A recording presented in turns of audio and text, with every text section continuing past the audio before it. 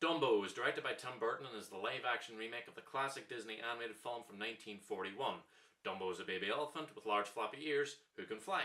The story is about Dumbo, the family who cares for him, the circus that owns him, and the outside forces and businessmen that threaten him, the family, and the circus folk around them. I remember very little about the original Dumbo. I'm pretty sure I've never watched it the whole way through, but I remember bits and pieces, some terrifying bits and pieces.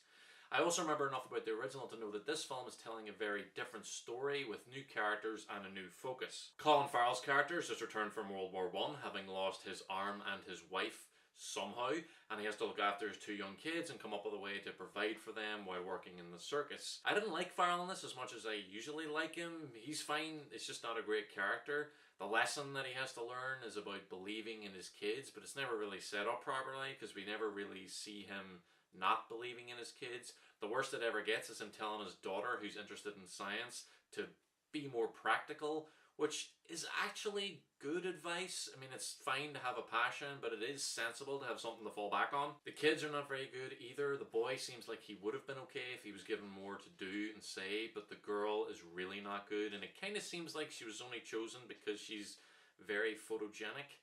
I was worried about this ever since seeing the trailer, where she doesn't really react appropriately to seeing an elephant fly for the first time, but I thought, hey, maybe it's a one-off scene, but it's not, and the only effort to inject feeling into your dialogue is by pausing a lot. It's very robotic. There's also this weird sort of feminist angle with her as well, where she doesn't want to perform in the circus because she'd rather be liked for her mind because she's a scientist. And she keeps talking about running tests and theories and hypothesizing about how they're going to get Dumbo to fly. That's not science, that's animal training for an act in the circus. The very thing you said you didn't want to do. And then at the very end of the film, and I mean the very end of the film, she's suddenly an inventor? Like, where did that come from? It's really weak. The rest of the cast are pretty good. Eva Green as a trapeze artist is very likeable, and Danny DeVito has some good emotional moments too as the leader of the circus. And I also really like the circus strongman, who has all these different jobs around the circus, like, well, he's the strongman, and he's Danny DeVito's assistant, and I think he's an accountant, and he's also literally a one-man band.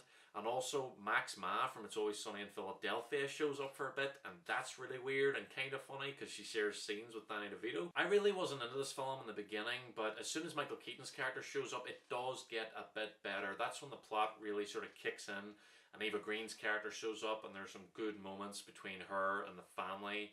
And Michael Keaton is enjoyable to watch. He's clearly evil with his creepy henchmen and his creepy fake hair. It reminds me a lot of Christopher Walken as Max Schreck in Batman Returns. It's a very Burton-esque character design. And is it even possible to have an evil rich guy with a bad hairpiece and not have it be seen as an allusion to Donald Trump?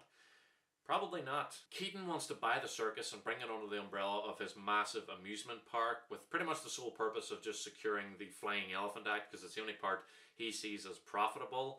And I have to be honest, the whole flying elephant thing worked for me every single time. Is he going to fly? Is he going to chicken out? Is he going to fall? Every time there's a scene like that, I felt tension and anticipation, and the payoff is always really good. The flying is pretty well done. The CGI elephant really feels like it has weight because of the sound effect and this like gust of wind that hits the audience in the face every time he flies past. And the expressions on all the actors' faces really sells it as well. On the other hand, all the scenes where the crowd turns on Dumbo and starts to jeer him and make fun of him are really unrealistic. That sort of turn on a dime meanness works a lot better in cartoon form. Dumbo himself is well done too. I always know what emotions he's feeling, and he is sufficiently cute. I like the look of Michael Keaton's giant amusement park. It's very World's Fair from Batman the Animated Series, and it's contrasted well with the not so good circus from the start of the film, which has much less flair. The only thing that feels really out of place is Alan Arkin as a banker or something, and he just feels like he stepped out of a completely different comedy movie to deliver some exposition about Michael Keaton's financial troubles. It's really not clear what he's talking about, but I get the feeling he might have been explaining a bit why Michael Keaton's acting so desperate and villainous. Also, Michael Buffer is here. You know, the guy who says, let's get ready to rumble! It's really weird and distracting, and it's not a good choice, but his voice is still awesome, so maybe it balances out, Maybe. I really didn't care very much about what was happening a good portion of the way through, but by the end of the film, I did find myself caring about the characters and about Dumbo. There's a fun bit near the end where all the circus performers have to use their different skills to pull off a mini heist, and I like where all the characters find themselves at the end of the film, especially Dumbo. It's weird watching a film by Disney, which also seems to criticize Disney's style and business practices, and which could also be read as an allegory for Tim Burton's career from low-budget auteur to blockbuster director for hire. I mean, this isn't Alice in Wonderland, but it is closer to it than it is to something like Edward Scissorhands' Beetlejuice or even Big Fish, except for Danny Elfman's score with its oohs and ahs.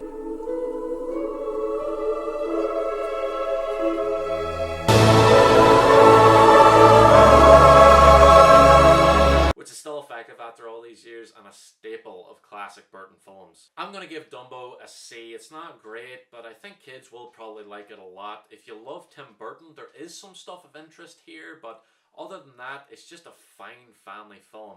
It could have used a lot more heart, especially with the story around Colin Farrell and his family. And maybe it doesn't really know how it feels about keeping animals in captivity and forcing them to perform for audience, but I think it's against it. Maybe. There's not as much ambition on display here as there would have been in something like Jungle Book, but this is better because it just is, and I don't like that film. Thank you very much for watching my review. Please like and subscribe, it helps the channel grow, and follow me on Twitter at LookToTheMovies. Please comment down below and let me know if you've seen Dumbo, what you thought of it, if you liked it, if you disliked it, if you agree or disagree with any of my comments. Also, let me know what animated Disney film are you most looking forward to seeing a live action remake of, and also what is your favourite Tim Burton film. I'll be back soon with more reviews, and I will see you then.